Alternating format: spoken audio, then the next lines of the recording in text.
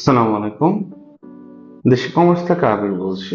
আজকের ভিডিওতে আমরা দেখব যে কিভাবে আপনার স্টোরের ফ্রন্ট এন্ডে আপনি আপনার ফ্রন্ট এন্ড বা ওয়েবসাইটটা কাস্টমাইজ করতে পারেন।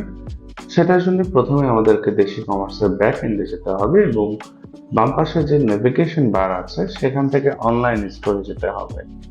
অনলাইন স্টোরে ক্লিক করার পরে আমরা দেখতে পারবো এখানে কাস্টমাইজেশন নামে একটা অপশন আছে এবং সেখানে যদি আমরা ক্লিক করি এখানে অটোমেটিক বা বাই ডিফল্ট একটা পেজ চলে আসবে যেটার নাম হচ্ছে হেডার মেনু।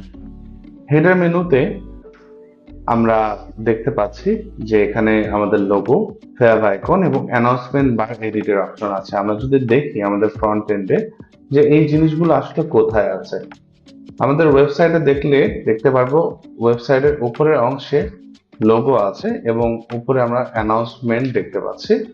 এই জিনিসটা আমরা এখন এডিটের অপশন দেখব যে এটা কিভাবে এডিট করতে হয়। সেজন্য এই হেডার অপশনে যাওয়ার পরে এইখান থেকে আমাদেরকে আমাদের যে লোগোটা আছে সেটা আমাদের থিম ওয়াইজ সাইজ যেটা আছে লোগোর সাইজে আমাদেরকে আপলোড করতে হবে পিএনজি ফরম্যাটে।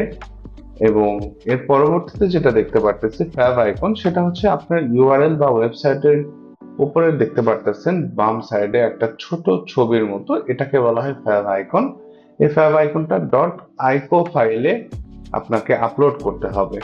এর পরবর্তীতে অ্যানাউন্সমেন্ট বার যেটা আছে, এই অ্যানাউন্সমেন্ট বারটা আপনি চাইলে অফ রাখতে পারেন, আবার চাইলে আপনি এনেবলও রাখতে পারেন। আপনি এখানে যে অ্যানাউন্সমেন্ট গুলো দিতে চাচ্ছেন সেই অ্যানাউন্সমেন্ট গুলো দেওয়ার পরে এখানে যদি সেভ দেন সেটার আউটপুট আপনি আপনার ফ্রন্ট এন্ড বা ওয়েবসাইটে দেখতে পারবেন। ধন্যবাদ।